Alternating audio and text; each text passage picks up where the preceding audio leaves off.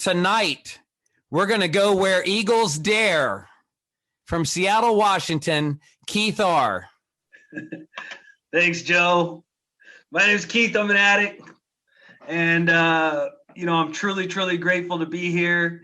I heard I was coming to Sacramento today, and I put my Sacramento shirt on. I don't know if you guys can see that, but turns out everybody's from everywhere else, so probably didn't need to wear the Sacramento shirt. Joe, I love you so much. Thank you for asking me to share. And just a little side note, if I say anything that offends anybody, you can blame Joe B from the foothills of Virginia, because he's the one that invited me to come and share. There's so many people in this room that I love from all over the country. I just got out of a really powerful meeting. The coast ain't clear. My man Adrian put it down, so I'm all jacked up, and I'm excited. I want to welcome anyone that's new. I know no one introduced themselves and said that they were new, but sometimes, it's a little intimidating to introduce yourself and say that you're new.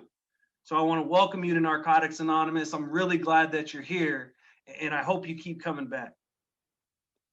So I'm an addict.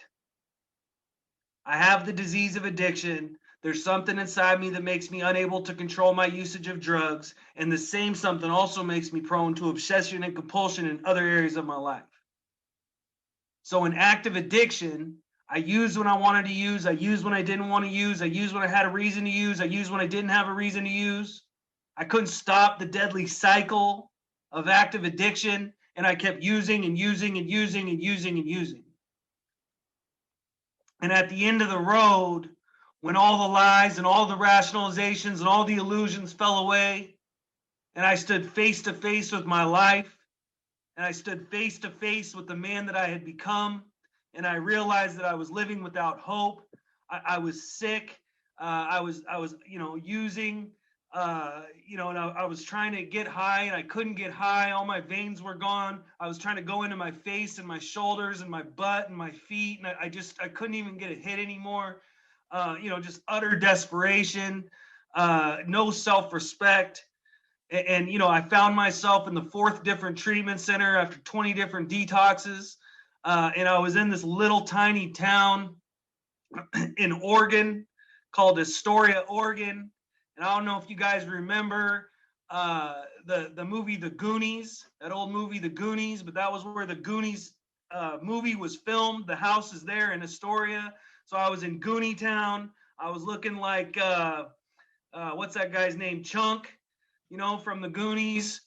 And there's a bridge that you could see, right, from the treatment center. And the bridge went from Oregon to Washington, and it was famous for people jumping off of and committing suicide.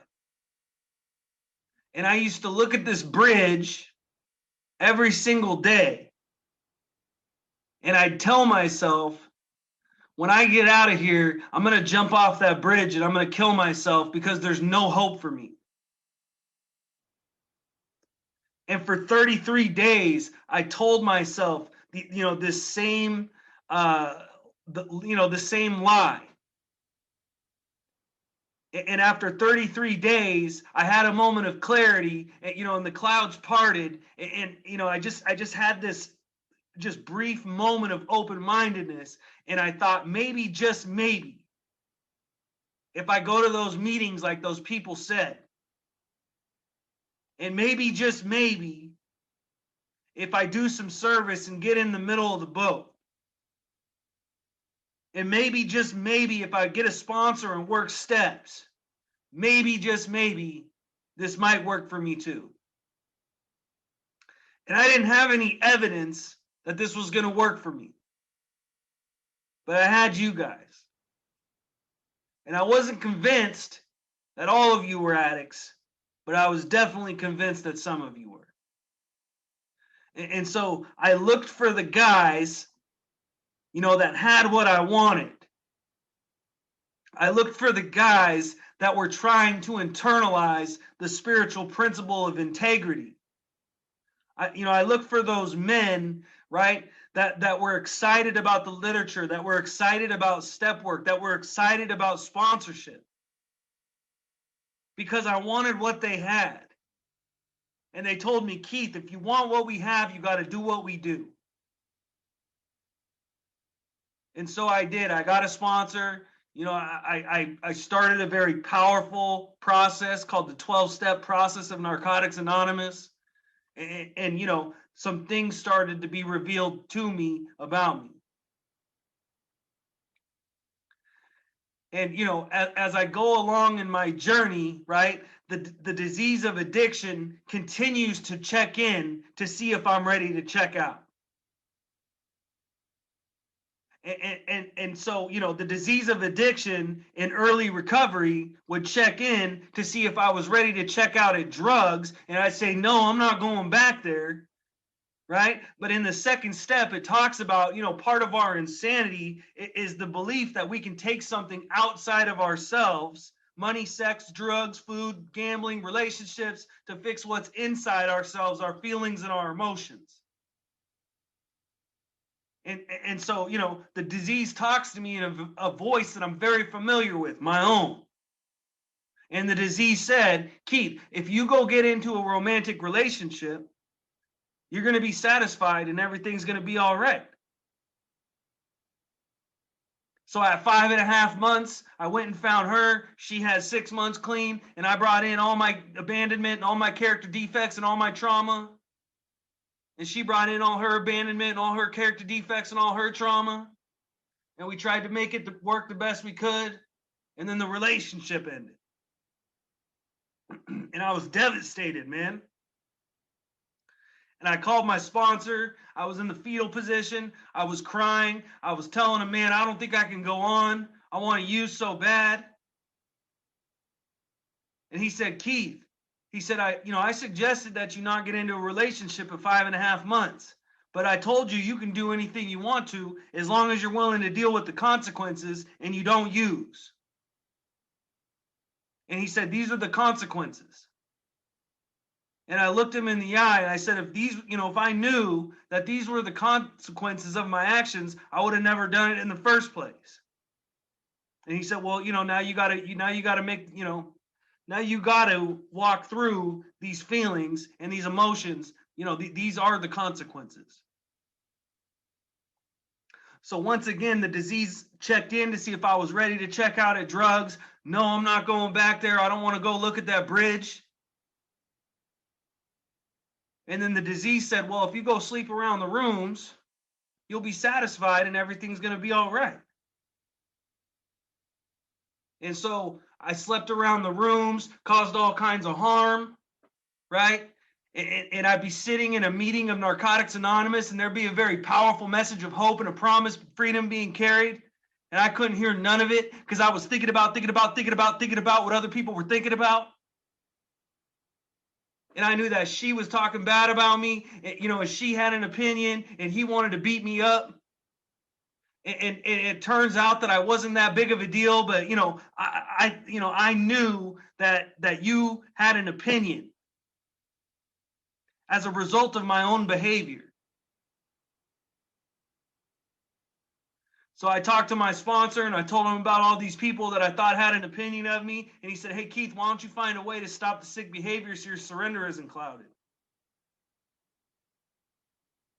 He said, you're very sick, man. So I found a way to stop the sick behavior. I got into another powerful process called the 12 Steps of Narcotics Anonymous, right? And I started to get some freedom. I learned how to date myself. That means, no girlfriends, no one on the hook. Just dating myself, getting to know myself. What do I want in a relationship? What do I not want in a relationship? Set the bar high. Don't bring it down for anybody. And so right at the point where I started, really getting to a point where, I was just okay being by myself. I didn't even really want to be in a relationship. God puts this beautiful girl into my life. And she was perfect, man. physically beautiful, emotionally sound, spiritually on fire. She was perfect, man. And so some time goes by and she moves in with me. And you know, I was at a point in my recovery where I was really struggling. And I called my sponsor and I told him, I said, man, you know, I'm working all these steps and I'm reading all this literature and I'm sponsoring all these guys and I'm doing all this service, man. Why do I feel this way, man? You know, I don't care if I live or die. And he said, Keith, you got to keep going, man. And so, you know, I got on my knees and I prayed the only prayer that I could muster. And it was the same one that I was praying in that treatment center when I was staring at that bridge. And I said, God, please help me. Everything in my life is going good and I feel terrible. God, please help me. And so it was suggested that I go get some outside help. And it is okay to go get outside help around here. And you know, and I stopped playing around with my mental health. And there's, you know, there's a convention. And when I got this shirt, right, I went to the Northern California Regional Convention. Some of you might know that convention. It's a good one, right? So we got a really good one in, you know, Washington area too. It's out at the ocean in Ocean Shores called Clean and Free. Thousands and thousands and thousands of addicts, dope heads on mopeds. It's a good time. So I went to the convention and you know, I went to the Saturday night main speaker and they had flown this gentleman out from New Jersey and he started sharing. And he started sharing about how his son had died as a result of using drugs. And he started sharing about keeping secrets. And he started sharing about how he had gotten progressive victory from the character defect of lust. Now, as he was sharing this stuff, I started thinking about how my wife would go to bed really early because she had to get up really early for work. And I'd be in the living room in secret and in fantasy watching stuff that I shouldn't be watching. And so I got goosebumps.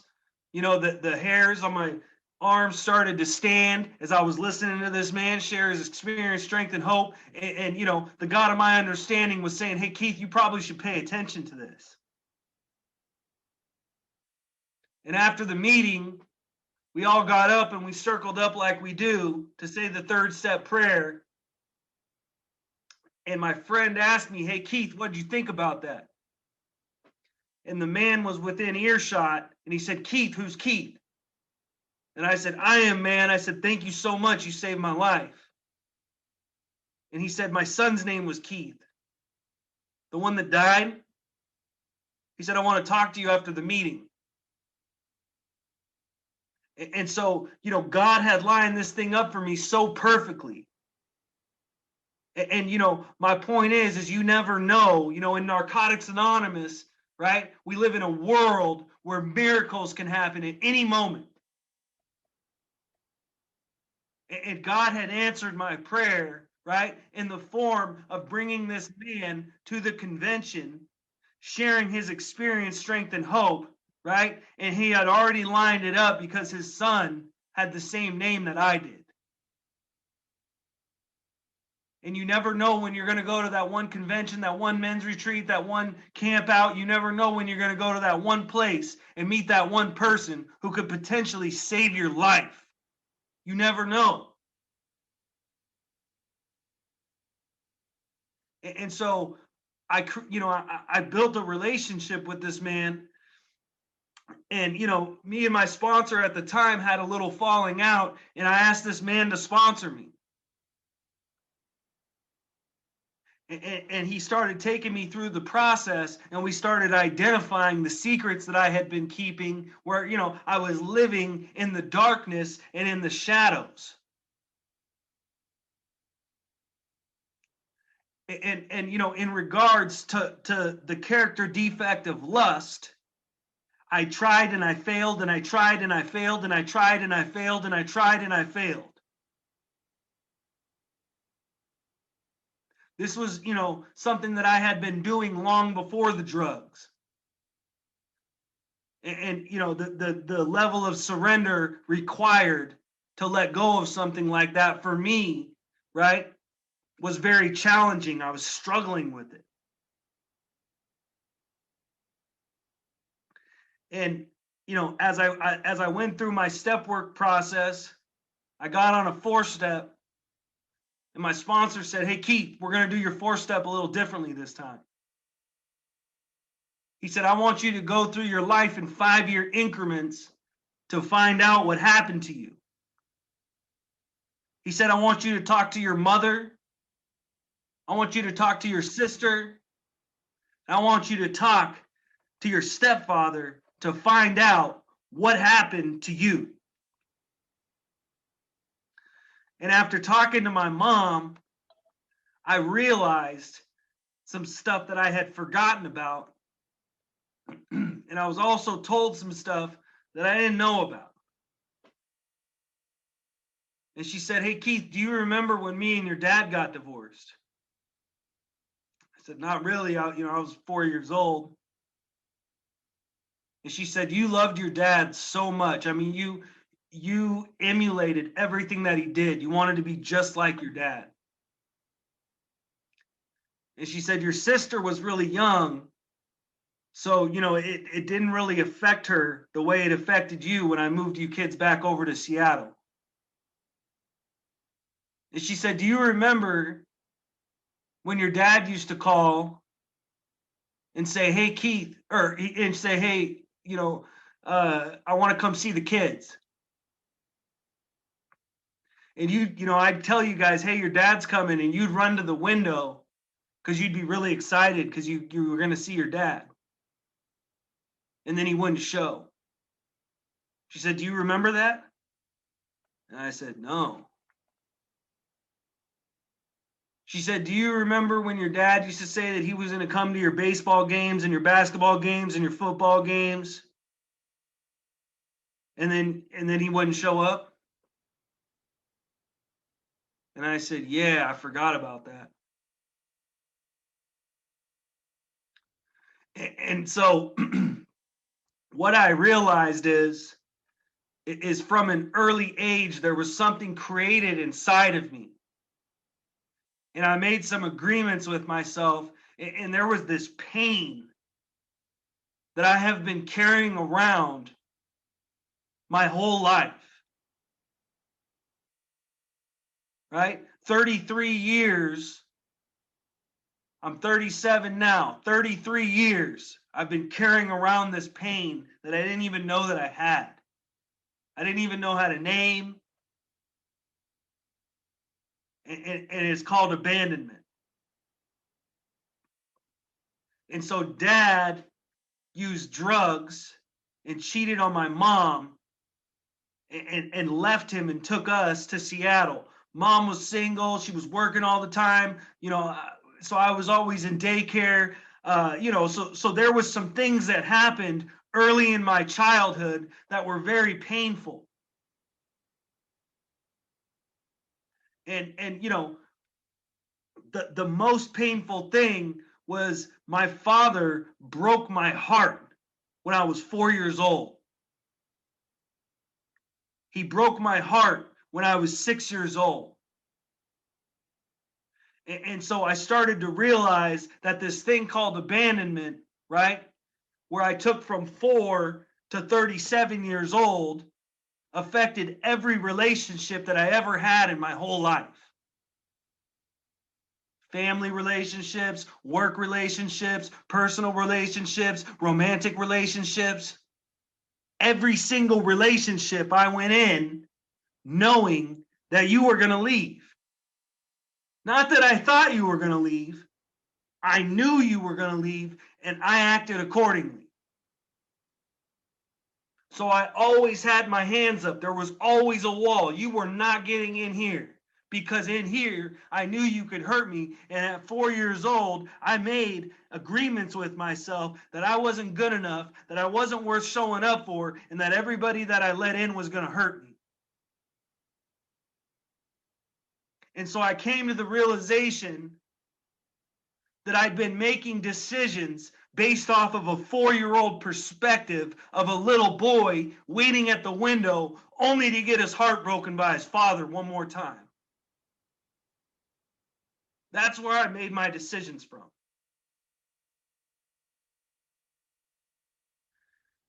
And you know, so I've been doing fifth step work. I've been doing fifth step work with my sponsor around the childhood trauma, right, that I've been carrying and all that pain that I've been carrying since I was 4 years old. And I'm in a lot of emotional pain right now. You know, the mental depression has come back, the anxiety has come back, the emotional pain has come back. But check this out. This is in our literature in the third step, and it works out why.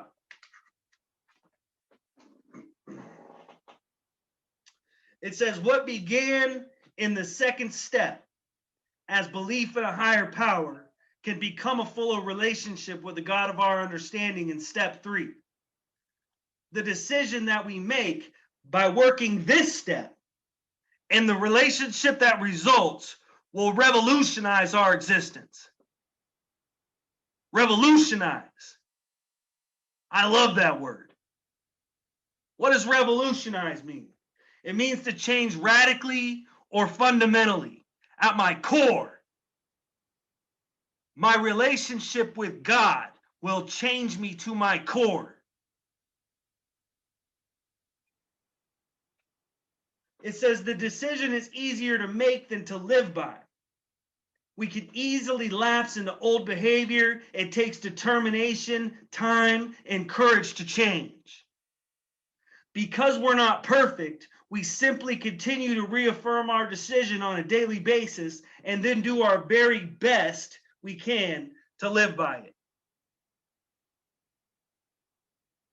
So sometimes, right, I'm walking down the road of spirituality and the road of recovery, and it's like there's no road at all. I'm just cruising. And sometimes it seems like the road is so narrow, almost like I can barely even feel my relationship with God at all.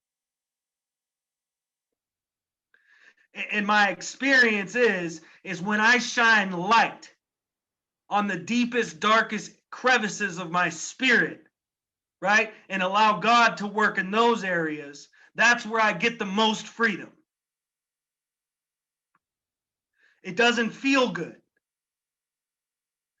You know, in all honesty, everything that I've ever surrendered or given up in my life wasn't because I wanted to or because it felt good. It was because it was killing me, man. And I get to these points where I get tired of hurting myself. I'm tired of hurting myself. I'm tired of hurting myself. I'm tired of hurting myself. I'm tired of hurting myself, man.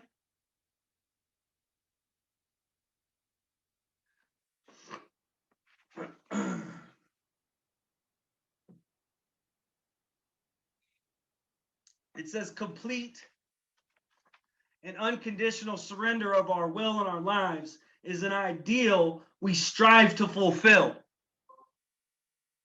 Although we don't become perfect, we do make a profound change by working this step. We are making a serious effort to live differently than we have in the past.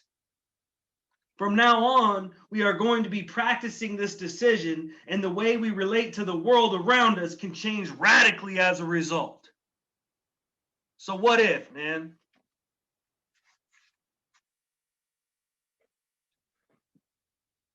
What if you left that relationship that's killing you? The one where you hate who you are in it. What if? What if you left that job that you just can't stand? What if? What if you let go, right, of that thing that you've been acting out in and that's been killing your spirit longer than the drugs have? What if? What if you work through the pain and the trauma that you didn't even know was that had you in such bondage and in such darkness? What if you allowed God to work in that area of your life? Because our literature says, right, our pooled experience, my predecessors, right, came together and told me that if I do these things, it will revolutionize my existence through my relationship with a loving and caring God. The same one that pulled me out of the depths of despair and isolation and the disease of addiction. The same one.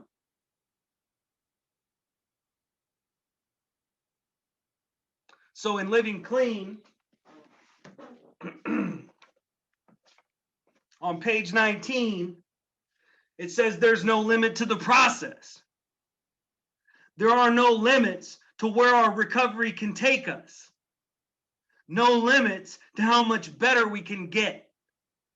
We short circuit our recovery when we keep a reservation in our second step by thinking that there are some parts of who we are that cannot be restored.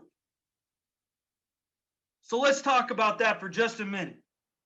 What is a second step reservation? Because we talk about first step reservations all the time, right? If I would have gotten loaded or blew my head off after the relationship ended at 5.5 months, right? That's a reservation. I'll stay clean as long as this one particular relationship works out. And if it doesn't work out, then I'm getting loaded.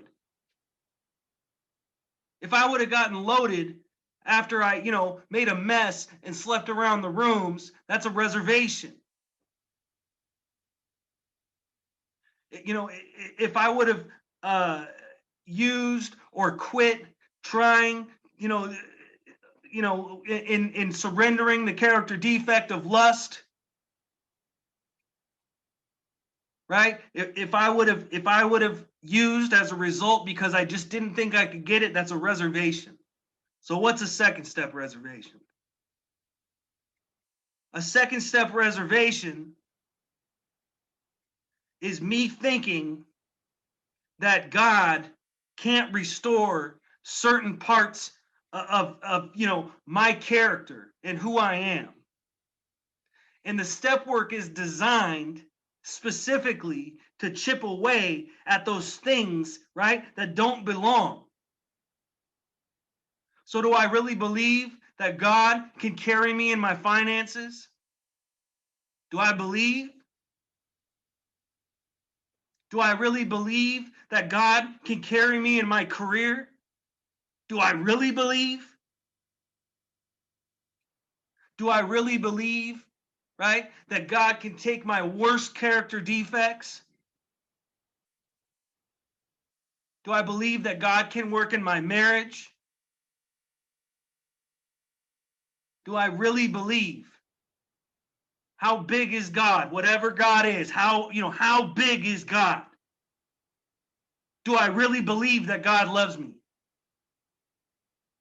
Or do I think that God brought me out of the depths of despair and isolation and brought me to this wonderful program called Narcotics Anonymous, and I get all these blessings, and then he's just going to leave me right here? Do I believe? It says when we accept the possibility that we can get infinitely better, that there is no end to what recovery has to offer, we begin to understand that spirituality is not just a way out. It is a way of life that will continue to bring us new gifts, new possibilities, and new awareness as long as we practice it. I don't even got to be perfect. I just got to practice it. if we allow ourselves to be motivated not by fear of the past, but by hope for the future, we are as excited to move forward when life is good as when we are struggling. So I told you guys I'm excited to be here, and this is why. I'm excited to be here to share my experience, strength, and hope, to tell you guys the truth about where I'm at. And I'm excited to move forward, even though at this moment I am struggling. I love Narcotics Anonymous. And I'm grateful that I get the opportunity to unlock these certain parts of my spirit, the ones that are blocking me from God, so I can continue to build a deeper and fuller relationship with the God of my understanding.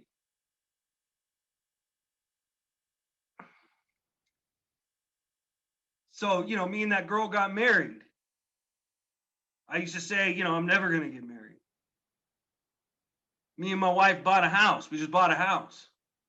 I never thought I would buy a house.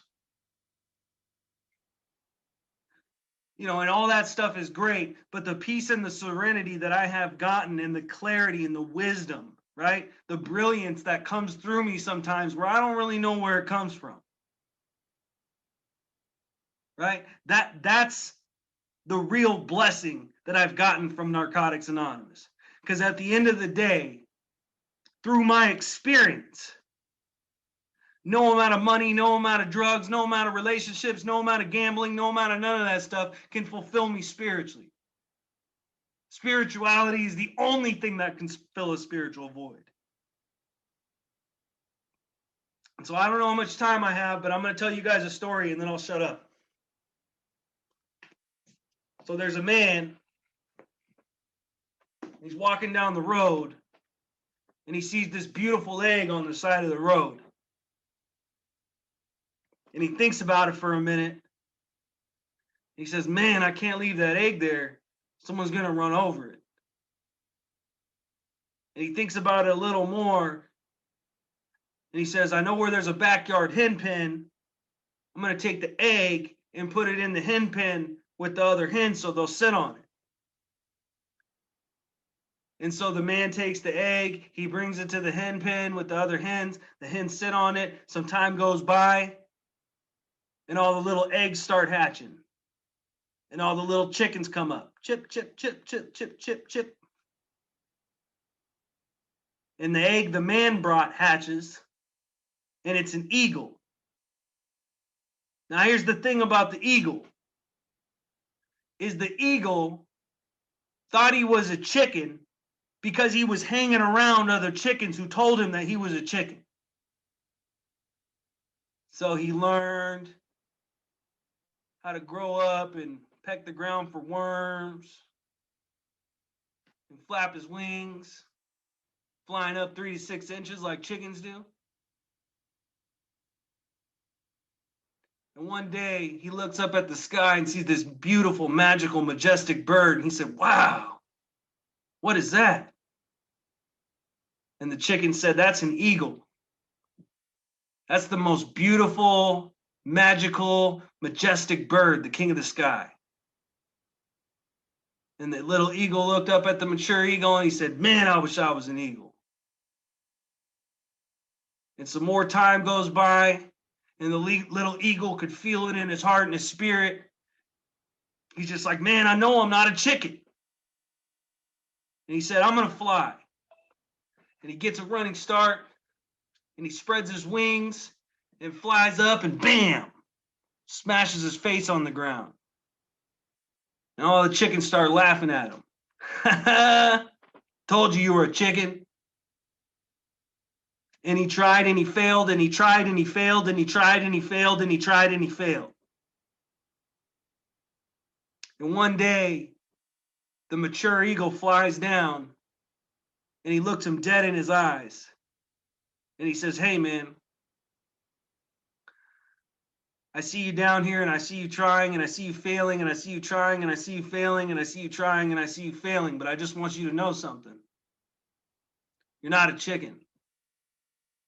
And he said, although you may try, and although you may fail, And although you may try, and although you may fail, and although you may try, and although you may fail, just do as I do, and you will learn how to fly. And the beautiful part about Narcotics Anonymous is when we come in and we proudly take our seats, we're no longer the people that we were labeled as when we walked through the door. We get to practice spiritual principles like honesty, open-mindedness, willingness, hope, faith, courage, integrity, right? Spiritual awareness, perseverance, selfless service, justice. We get to practice these things until they become a fundamental part of who we are, and we get to become the men and women that God has intended us to be this whole time. And I think that's a very beautiful thing. I love all you guys. You guys are all Eagles. Big ups to Sacramento. My name's Keith, and I'm an addict. Thanks for letting me share. Thanks for sharing. Good work. Thanks for inviting Thank me. you. Thanks for sharing. Hell of a job, Keith. Hell of a job. Always Keith, good put to your hear number you. on the chat. Yeah, baby, fire. Love you, brother. You go, boy. Great job.